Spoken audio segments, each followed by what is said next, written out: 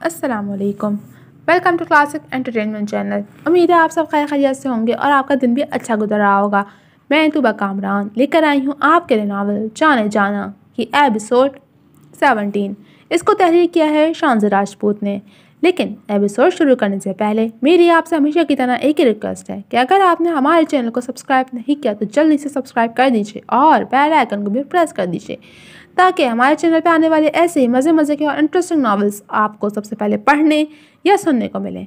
तो चलिए हम शुरू करते हैं जाने जाना एपिसोड 17। खुर्रम की फैमिली कुछ देर पहले पहुंची थी। खाला बेगम ने उनकी आओ भगत में कोई कसर न छोड़ी थी। तंगो तारीख मोहल्ला छोटी छोटी गलियां देखकर सरवत बेगम का दिल ज़रा भी न घबराया था कि उनकी सोच थी कि हीरे अक्सर ऐसी जगह पर पाए जाते हैं। उन लोगों का छोटा सा 2 कमरा मुश्तमिल जदीद तर्ज का तो नहीं था, अलबत्ता नहाया साफ़ सुथरा ज़रूर था। शुमाइम और दिलफरोज़ ने सताइशी नज़रों से कमरे की नफासत को सराहा था। कमरे में एक तरफ पलंग बिछा हुआ था जिसके सामने ही लकड़ी के पुराने तर्ज के सोफ़े रखे थे। गालिबन खालिदा बेगम की शादी के वक्त के थे। दीवार के साथ लकड़ी की अलमारी रखी थी। कमरा गैर ज़रूरी अशिया से पाक और कदर कशादा था। इर्तज़ा और असमत साहब एक जानिब बैठे मौके गुफ्तगू थे। मुज़ैना को वो लोग देख चुके थे। देखे नैन नकोश वाली दुबली पतली सी मुज़ैना उन्हें बेहद पसंद आई थी। इससे छोटे छोटे सवालात उसकी ज़ात और पसंद नापसंद और दिलचस्पी से मुताल्लिक़ करने के बाद उन्हें उसकी हालत पर रहम आ गया था। वो बेहद कंफ्यूज हो रही थी। फ़ौरन से पेशतर उठकर दूसरे कमरे में आ गई थी। वहाँ जायशा और खालिदा बेगम मौजूद थीं। न जाने वो लोग क्या बातचीत कर रहे थे। उसके हाथ पैर बेवजह फूलने लगे थे। पारस उसके पास ही थी। आपकी बेटी बहुत प्यारी है, बेहद समझदार और घर संभालने वाली, सुलझी हुई सी। कहाँ मिलती हैं आजकल घर बसाने वाली लड़कियाँ। सरवत बेगम ने सबके दिल से तारीफ की थी। ठीक कह रही हैं आप, आजकल की नस्ल ने घर गृहस्थी को खेल तमाशा ही समझ लिया है।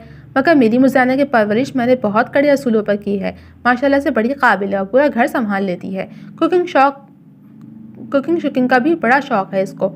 खालिदा बेगम लगता था आज बेटी के सारे गुर गिनवाने का इरादा रखती थी। बस फिर जितनी जल्दी हो सके हमारी समझदार बहू हमारे हवाले कर दें। सरवत बेगम ने मुस्कुराहट दबाई। सौ बिस्मिल्लाह जी। वो तो रब की शुक्रगुजार हुई जा रही थी। फिर ठीक है खालिदा बहन, मुज़ैना आपके पास हमारी अमानत हुई। बहुत जल्द मैं तारीख लेने आऊँगी। वो उठते हुए बोली। जी बहुत बेहतर। उन्होंने सलीके से रजामंदी दे दी थी। जाने से पहले वो मुज़ैना से मिलने आई थी। वो जो अपनी धुन में पलंग पर बेढंगे अंदाज में कदरे रिलैक्स होकर बैठी थी, उन्हें अंदर आते देख फ़ौरन सीधी हुई और दुपट्टा सर पर जमाया। अरे अरे इतना फॉर्मल ना हो भाई। शुमाइम इसकी हड़बड़ी पर हंसी थी। मुझे आपकी इकलौती नंद होने का शर्फ हासिल है और ये इर्तज़ा भाई की वाइफ है, दिल अफरोज़ भाभी। आप इतनी परेशान थी कि मौका ही नहीं मिला तारुफ करवाने का। शुमाइम ने तारुफ करवाया। मुज़ैना शुमाइम के अंदाज़ गुफ्तगू पर हल्की फुल्की हो गई थी। खालिदा बेगम ने रश्क से बेटी को देखा था। ऊपर वाले ने बेटी दी थी तो उसका नसीब भी साथ ही दिया था। मुज़ैना का रिश्ता अच्छे लोगों में तय पा गया था। वो एकदम एक फ़िक्र से आज़ाद हुई थी, मगर साथ ही बिलाल का खौफ दिल में बैठ गया था। अभी तो उसे मालूम न था उन्हें अब उसे और सितारा जहाँ को भी हैंडल करना था। हम्मास को स्कूल से लेने के लिए निकली थी, मगर वहाँ पहले से ही ज़ुल्क़रनैन को मौजूद देखकर गोया तन बदन में आँख लग गई थी। आंखों से शरारे फूटने लगे थे। एक बेनाम से तपिश में वो खुद को सुलगता हुआ पा रही थी। अपनी बेबसी पर वो गुस्सा थी कि पहले इस शख्स ने उन्हें कम बेबस किया था, जो अब वो मज़ीद उनकी बेबसी का तमाशा देखने यहाँ तक आ गया था। यह लफ्ज़ दिमाग में नई सोच उभरी थी कि पहले उसने जानबूझकर उन्हें अपनी सहरंगे शख्सियत में उलझाया था। जब बात नहीं बनी तो हम्मास को सीढ़ी बनाकर इस्तेमाल करना शुरू कर दिया कि ना तो आज से पहले हम्मास ने किसी को बाबा कहा, ना ही वो इस तरह ज़िद्दी हुआ था। एकदम ही उन्हें सामने खड़े शख्स से नफरत महसूस होने लगी। हम्मास को गोद में लिए वो मक्कार शख्स किस कदर शफकत लुटा रहा था, यूं जैसे वही उसका साका बाप हो। गुस्से से उन्होंने कदम उस शख्स की जानिब बढ़ाए थे। मामा ने मुझे सुबह डांटा और कहा कि मेरे पापा नहीं हैं, और ये भी कि आप मेरे पापा नहीं हैं। ज़ुल्क़रनैन की गर्दन में हाथ डाले नन्हे हम्मास ने शिकायती अंदाज में अपनी बात शुरू की। मामा को भी पता नहीं है ना। उसने मुस्कुराकर उसके माथे पर बिखरे भूरे बाल समेटे। आप उन्हें गोल्डन सीक्रेट बता देना, फिर वो गुस्सा नहीं होंगी। वह समझदारी से कहने लगा। नहीं, अभी नहीं, अभी तो वो बहुत गुस्से में है। जब उनका गुस्सा कम हो जाएगा ना, फिर हम दोनों मिलकर बताएंगे। उसने हम्मास के छोटे से हाथ पर लब रख दिए। ये मेरा बेटा है, किस हक़ से इसके बाप बने फिर रहे हैं आप? नीचे उतारें इसे। वो चटक कर बोली थी। ज़ुल्क़रनैन उसे देख चुका था। करीब आते देख एहतियातन खामोश हो गया था। अगर इसे मुझे बाबा कहने में खुशी मिलती है तो आप क्यों बच्चे से उसकी खुशी छीनना चाहती हैं? उसने गहरी नज़रों से उसका सुर्ख चेहरा और तने हुए तासुरात नोट किए। कि अगर राह चलते बंदे को बाप कहना शुरू कर देगा तो इस राह चलते बाप को पता होना चाहिए कि मुआशरे के लोग इसकी माँ और उसके इस राह चलते बाप का क्या ताल्लुक अखज़ करेंगे। उसकी खुशी के खातिर मैं अपने दामन में रुस्वाइयाँ समेटने की मुतमन्नी नहीं हूँ। उम्मीद करती हूँ कि आप इस किस्म के बचकाना हरकत से परहेज़ करेंगे। हम्मास को उसकी गोद से तकरीबन खींच कर उतारा था और हाथ पकड़कर वो पलट गई थी, लेकिन जाते जाते कदम ठहरे ज़रूर थे। और हाँ, मेरे बेटे से इतने ही फासले पर रहिएगा जितनी कि आग पानी से, वो वार्निंग देते लहजे में कहकर हम्मास का हाथ पकड़ती गाड़ी में बैठकर धूल उड़ाती चली गई। ज़ुल्क़रनैन की नज़रों ने दूर तक गाड़ी का पीछा किया था, हत्ता कि गाड़ी नज़रों से ओझल हो गई थी। शाम में शारजा बेगम के घर खासी रौनक लगी हुई थी। खिलाफ मामूल सफ़ीर सर एजाज के पास नहीं गया था। मुबारक हो भाई, बड़ा लंबा हाथ मारा है। सफ़ीर ने उसके सर पर हाथ फिरकर गोया उसे छेड़ दिया था। वो तो बना ही गई थी। हाँ, अब तुम शुरू हो जाओ। वो तो पहले ही पारा से तंग आई बैठी थी। नहीं, मेरे पास इतना फजूल वक्त नहीं कि मैं तुमसे मत्था खोली करता रहूँ। मुस्कुराहट दबाता वह सहन उबूर करता कमरे में घुस गया। खाला, देखा आपने, वह एहतजाजन चीखी। अब ये ऐसे करेगा। वो खफा हुई। सही है भाई, सही है। वो नाराज़ होकर उठने लगी तो जायशा ने हाथ पकड़कर उसे बिठा लिया। आराम से इधर बैठो, ये नाज न कर खुर्रम भाई को दिखाना। जायशा ने चोट की तो वो घुर कर रह गई। रात जब खुर्रम घर आया तो सबको संजीदा देखकर ठड़क गया। दिल में कहीं अनजाना सा कशा उभरा, मगर उसने वहम समझकर टाल दिया। खाने की मेज़ पर भी सब खामोश थे। खुर्रम से रहा न गया तो चम्मच प्लेट में पटक कर पूछा, क्या मसला है आखिर? इतनी सीरियस क्यों हैं आप सब? मैं कब से मुंतज़िर हूँ कि अब कोई कुछ बोले, लेकिन यहाँ तो सबने चुप का रोज़ा रखा हुआ है। अंदाज में झुंझुलाहट के साथ गुस्से का अंसर भी शामिल था। क्या बताएं खुर्रम, क्या सुनना चाहते हो तुम? इर्तिज़ा ने खाने से हाथ रोककर संजीदगी से सवाल किया। शमाम ने बोलने के लिए लब वाह किए थे कि अस्मा साहब ने आंखों के इशारे से बेटी को खामोश करवा दिया। उन्होंने रिश्ते से इनकार कर दिया है। सरवत बेगम के सपाट अंदाज पर खुर्रम शशद्दर रह गया। कितने ही लम्हे वो हैरत से गंग यूं ही बैठा रहा। दिल अफरोज को उसकी हालत पर रहम आने लगा था, मगर इर्तिज़ा ने मेज़ के नीचे ही उसका हाथ पकड़कर दबाया, गोया फिलहाल खामोश रहा जाए। वो खुर्रम के तासुरात से हंस उठा रहे थे।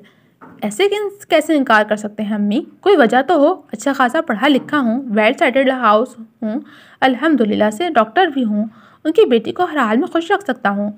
सबसे बड़ी बात है, मैं मुज़ाना से मोहब्बत करता हूँ। I can't live without her. सदमे से चूर लहजे में कहते वो आखिर में बेबसी की इंतहाओं को पहुँचा था। मैं मुज़ाना को उठाकर ले आऊँगा, अगर सीधी तरह नहीं मानते तो उल्टी तरह ही सही।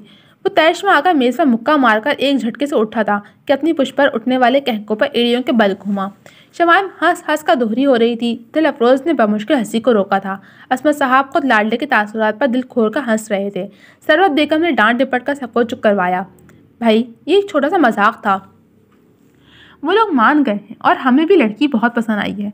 सरवत बेगम को बेटी की हालत पर तरस आ गया था। खुर्रम ने बेयकीनी से सरवत बेगम की बात सुनी और अगले ही लम्हे वो उन्हें बाजू में उठाए गोल गोल घूमने लगा। साहबजादे की खुशी देखें, अभी तो सिर्फ रिश्ता तय हुआ है तो ये हाल है। इर्तिज़ा ने टुकड़ा जोड़ा। मुझे तो लगता है अपनी बारात में ढोल खुद ही बजाओगे मारे खुशी के। दिल अफरोज ने भी लगे हाथों से छेड़ा। ढोल भी बजाऊंगा और नाचूंगा भी। वो क्या कहते हैं, और किसे ना नाचन दूंगा, केला नाचूंगा। सरवत बेगम को छोड़ दे, वो शौक़ी से बोला था। थोड़ी देर पहले वाला मजाक तो खुशी में सिरे से ही फरामोश कर चुका था। सरवत बेगम चकराते सर से कुर्सी पर बैठ गई। अम्मी, अब शादी में देर मत कीजिएगा, हम लोग भी अभी यहीं हैं, कुछ दिनों में ही तौकीर भी आ जाएंगे। शमाइम ने खाने के बर्तन समेटते हुए कहा। हाँ, अगले महीने रूही की भी स्कूल की छुट्टियां हो जाएंगी, अच्छा मौका है। वो और खाला भी शादी में शामिल हो जाएंगी। दिल अफरोज ने चाय सर्व करते कहा। इरादा तो मेरा यही है, अभी तो सबीहा से बात करूंगी, फिर अगले इतवार तक देखो, हो सकता है शादी की तारीख रखाऊं। दिल अफरोज के हाथ से चाय का कप थामकर वो पुरसोच अंदाज में बताने लगी। घर के माहौल में अजीब बेनाम सी खामोशी ने पंजे गाड़े हुए थे। खाने की मेज़ पर रोशनी नहीं थी, अलबत्ता हमास खामोशी साहब के हाथों से खाना खा रहा था। असन के सवाल जहाँ थे वहीं रह गए थे। रोशनी भाभी यूं कनी कतरा जाएंगी, अजन को हरगिज़ मालूम न था। कल का उनका अजीब जुनूनी अंदाज जहाँ हमास को सहमा गया था, वहीं उसे भी हैरत की अथाह गहराइयों में डाल गया था। बहरहाल वो उनसे फिर कभी बात करने का सोचकर कमरे में जा चुका था। सुहाब हम्मास को रोशनी के पास छोड़कर अपने कमरे में आकर अब शाम को फ़ोन लगा चुकी थी। पूरा दिन यूं भी वो रोशनी की वजह से अपसेट रही थी और अब शाम से बात भी नहीं कर पाई थी। उसकी आवाज़ सुनकर ही बेकरारियाँ ओढ़ आई थीं। अब शाम के प्यार में वो इस कदर अंधी हो चली थी कि बस न चलता था कि हुदूद क़ुयूद तक को फरामोश कर देती। न जाने कौन सी क़ुव्वत ने उसे रोक कर रखा था कि शायद अभी खून में गैरत बाकी थी। पूरी रात सुहाब ने अफशाम से अपनी बेताबियाँ बयान करते काली की थी। आंखों से नींद गायब थी, और जब आंखों से नींद उड़ जाए तो ऐसे लोग दूसरों की नींद उड़ाने का हुनर सीख चुके होते हैं।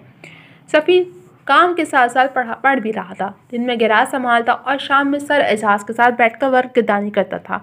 उसकी रवां दवां जिंदगी में हलचल सुहाब ने मचाई थी। जिंदगी के पहले इम्तिहान कम न थे, जो एक कड़ा इम्तिहान मजीद उसकी राह तक रहा था।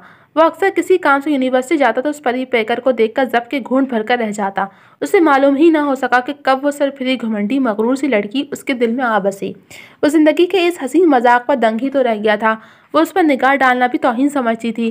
दूसरी तरफ मुज़निब सुहाब के रवैये से नाला थी। सफ़ीर उसे सोबर और समझदार लगा था। उसका कोई भाई ना था। सफ़ीर को उसने भाई माना था, बदले में सफ़ीर ने भी उसे बहनों जैसा मान दिया। यूं दोनों में दोस्ती हो गई। उन्हीं दिनों में एक बड़ा खुशगवार सा दिन था। सरवत बेगम दिल अफरोज़ और इर्तिज़ा के हमरा खालदा बेगम के घर मुज़ाना और खुर्रम की शादी की तारीख तय करने आई हुई थी।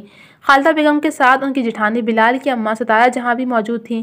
मामला ख़ानदान और इज़्ज़त का था कि वो न बुलाती तो मरहूम शौहर के ना होने के हज़ार ताने दे देकर ही ख़ानदान के लोग मार देते।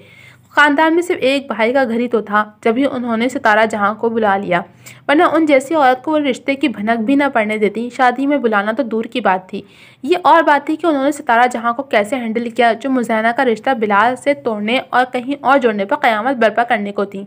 अगले माह शादी तय पाई थी। इतनी जल्दी शादी पर खालदा बेगम परेशान हो गई थी, मगर इर्तिज़ा ने सहूलत से उनकी परेशानी भांपते हुए हर चीज़ देने से इनकार कर दिया था। आंटी, आपको परेशान होने की कतई ज़रूरत नहीं है, और जहेज़ के लिए तो फ़िक्रमंद बिल्कुल भी मत हो कि हमारा घराना इस लानत के ख़िलाफ़ है। मेरी शादी के वक्त दिल अफरोज़ से भी मैंने जहेज़ लेने से इनकार कर दिया था। घर में ज़रूरत की हर शय मौजूद है। यूँ भी कोई चीज़ मुज़ाना को चाहिए होगी तो वो ज़रूरत पूरी करना खुर्रम की जिम्मेदारी होगी। आप बस बेटी रुख़्सत करने की तैयारी करें और जो चंद दिन इसके इस घर में बचे हैं उसके साथ बैठकर गुजारें। फिर कहाँ बेटियां हाथ लगती हैं। इर्तिज़ा ने मतानत से कहते आखिर में मुस्कुराकर उनकी दिलजोई की थी। सितारा जहाँ को जब से मुज़ाना के रिश्ते की खबर मिली थी वो तो कांटों पर लौट रही थी। उनके बेटे बिलाल से बचपन से मंसूब थी। ये ख्वाहिश उनके मरहूम देवर की भी थी। जाते जाते भी वो ख्वाहिश का इजहार करना ना भूले थे, मगर उनकी देवरानी तो आजकल हवाओं में उड़ने लगी थी, बड़े बड़े ख्वाब देखने लगी थी।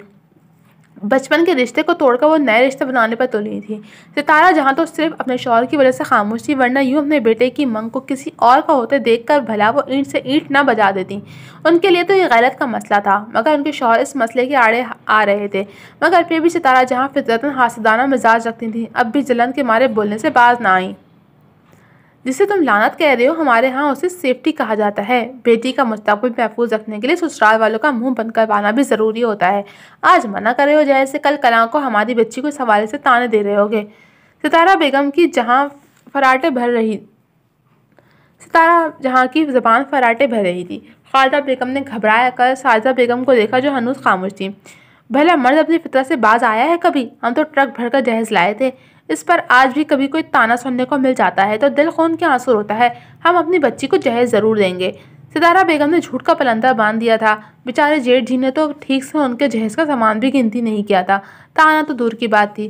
सितारा जहाँ ने गोया कसम खा ली थी कि मुज़ैना का सुख हराम करके रहेंगी। अगले कमरे में बैठी मुज़ैना ने दांत पर दांत जमाकर गुस्सा कंट्रोल किया था। जायशा ने उसे कंधे पर हाथ रखकर उसे शांत करने की कोशिश की। आपके खदशात अपनी जगह दुरुस्त हैं, हम भी बेटी वाले हैं, समझ सकते हैं, मगर फिर भी मैं जहेज़ लेने से इनकारी हूँ। हाँ, हिफ्ज़ मा तक़द्दम के तौर पर मैं निकाहनामे में ये बात तहरीर करवा दूंगा कि खुर्रम जहेज़ को लेकर ज़िंदगी में कभी भी मुज़ाना से किसी किस्म की कोई बात पुरस नहीं करेगा, ना ही ताना तशनी करेगा। मेरे ख्याल में इतना काफ़ी होगा। संजीदा लहजे में कहते इर्तिज़ा ने उनका ये एतराज़ गोया रद्दी की टोकरी में उठाकर फेंका था।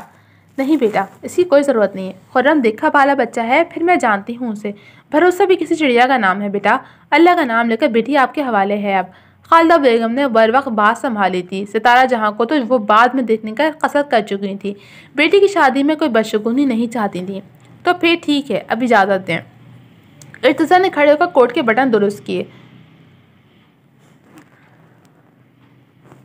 सफ़ीर की कॉल आई थी तो वो सफ़ीर के खाने का इंतज़ाम करने के लिए मुज़ाना को कहकर घर आ गई थी। वो किचन से फारिग होकर कमरे में आ गई। दुपट्टा एक कंधे पर लटक रहा था। वो शीशे में देखकर अपने सिल्की बालों को संवारने लगी। यकलक उसके चेहरे का रंग मुतगय्यर हुआ। वो फौरन से पेशतर पलटी और शेर दहलीज पर खड़ा दिलचस्पी से उसे देख रहा था। बदहवासी में दुपट्टा संभालते वो लड़खड़ा सी गई और शेर ने फुर्ती से उसे बाजू से थाम कर खड़ा किया। जायशा की जान लबों पर आ गई। आप यहाँ क्या कर रहे हैं? आप यहाँ क्या कर रहे हैं? मेहरबानी करके जाएं, कोई भी किसी भी वक्त आ सकता है। वो सख्त लहजे में बोलकर रुख मुड़ गई। दुपट्टा तेजी से सर पर जमाया। भाभी पूछ रही थी आपके बारे में। और शेर की बात पर वो घबरा कर पलटी। तो आपने क्या कहा? उसके लहजे में अंदेशे बोल रहे थे। यही कि मैं आपसे बहुत मोहब्बत करता हूँ और बहुत जल्द आपसे शादी करने वाला हूँ, और ये कि आप भी मुझसे मोहब्बत करती हैं। गहरी नज़रों से उसके सादगी भरे हसीन चेहरे पर निगाह डालते वो गंभीर लहजे में बोला, आपको शर्म आनी चाहिए झूठ बोलते हुए। वो शर्म से सुर्ख पड़ती पलकें लर्जा गई। झूठ कहाँ है, सच ही है। आज नहीं तो कल आपको मुझसे मोहब्बत हो जाएगी। औरत मर्द की मोहब्बत से जीत नहीं सकती। उसका साथ, उसकी नज़रें, उसका लम्स उससे खुद बखुद मोहब्बत में मुब्तला कर देता है। मुझे यकीन है कि आपको मुझसे मोहब्बत हो जाएगी। वो उसके कंधों पर दबाव डालता, उसकी ओर झुकता वो सरगोशी भरे अंदाज में बोला तो उसकी सांसों की तपिश पर जायशा का चेहरा झुलसने लगा। उसने एक झटके से उसके बाजू हटाया और 2 कदम दूर होकर नफरत से उसे देखा। हाथ मत लगाया करें मुझे, मलकियत नहीं हूँ आपकी। फासले पर रहकर बात किया करें खुदारा, और ये मोहब्बत का ढोंग ख़त्म करें। अब आगे बढ़कर किसी और पर ट्राई करें। वह चटक कर बेजारियत भरे अंदाज में उसकी तबीयत साफ करती बोली और उसकी साइड से निकलने लगी थी कि उठ शेर की आवाज़ पर उसके कदम यकलक साकित हो गए।